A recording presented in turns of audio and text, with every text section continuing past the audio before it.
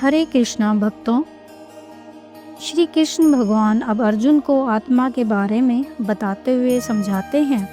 अव्यक्तो यमाचिन्त्यो अयं विकार्यो अयमुच्यते तस्मादेवं विदित्वनं नानुशोचितुमर्हसि। अर्थात यह आत्मा अव्यक्त है, यह आत्मा अचिंत्य है और यह आत्मा विकार रहित कहा जाता है। इससे हे अर्जुन, इस आत्मा को उपयुक्त प्रकार से जानकर तू शोक करने के योग्य नहीं है, अर्थात तुझे शोक करना उचित नहीं है। अर्थात अभिप्राय यह है कि आत्मा किसी भी इंद्रिय के द्वारा जाना नहीं जा सकता, इसलिए इसे अव्यक्त कहते हैं, और वह मन का भी विषय नहीं है, इसलिए इसे अचिंत्य कहा गया है।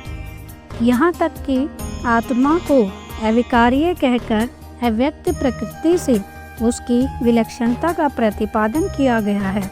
अभिप्राय यह है कि समस्त इंद्रियां और अंतःकरण प्रकृति के कार्य हैं, वे अपनी कारण रूपा प्रकृति को विषय नहीं कर सकते, इसलिए प्रकृति भी अव्यक्त और अचिंत्य है, किंतु वह निर्विकार नहीं है, उसमें विकार होता है और आत्मा में कभी किसी भी अवस्था में विकार नहीं होता। अतएव प्रकृति से आत्मा अत्यंत विलक्षण है।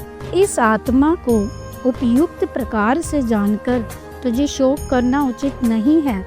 इससे यह भाव दिखलाया है कि आत्मा को उपयुक्त प्रकार से नित्य, सर्वगत, अचल, सनातन, अव्यक्त, अचिंत्य और निर्विकार जान लेने के बाद उसके लिए शोक करना नहीं बन सकता। उपर्युक्त श्लोकों में भगवान ने आत्मा को अजन्मा और अविनाशी बतलाकर उसके लिए शोक करना अनुचित सिद्ध किया है। अब 2 श्लोकों द्वारा आत्मा को औपचारिक रूप से जन्मने मरने वाला मानने पर भी उसके लिए शोक करना अनुचित है, ऐसा सिद्ध करते हैं। अथ चैनम नित्य जातम नित्यं वा मन्यसे मृतं तथापि त्वं महाबाहो नौम शोचितुमर्हसि। अर्थात किंतु यदि तू इस आत्मा को सदा जन्मने वाला तथा सदा मरने वाला मानता हो तो भी हे महाबाहो, तुम इस प्रकार शोक करने को योग्य नहीं हो। अर्थात उपयुक्त वाक्य से भगवान ने यह भाव दिखलाया है कि यद्यपि वास्तव में आत्मा जन्मने और मरने वाला नहीं है, यही बात यथार्थ है, तो भी यदि तुम इस आत्मा को सदा जन्मने वाला अर्थात प्रत्येक शरीर के संयोग में प्रवाह रूप से सदा जन्मने वाला मानते हो तथा सदा मरने वाला अर्थात प्रत्येक शरीर के वियोग में प्रवाह रूप से सदा मरने वाला मानते हो, तो इस मान्यता के अनुसार भी तुम्हें उसके लिए इस प्रकार शोक नहीं करना चाहिए।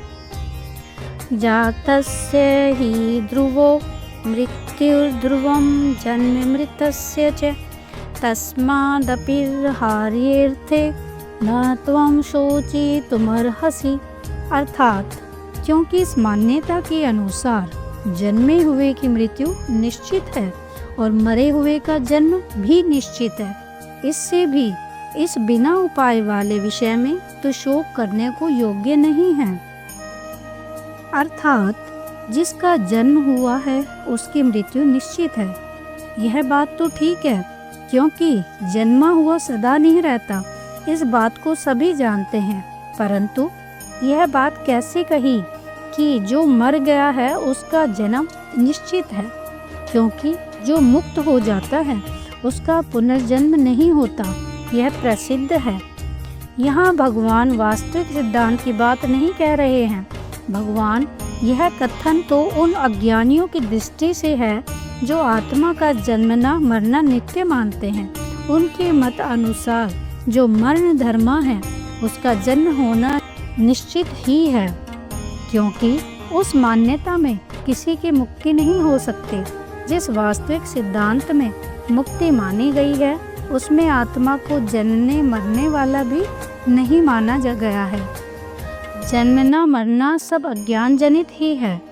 उपयुक्त मान्यता के अनुसार आत्मा का जन्म और मृत्यु निश्चित होने के कारण वह बात अनिवार्य है, उसमें उलट फेर होना असंभव है।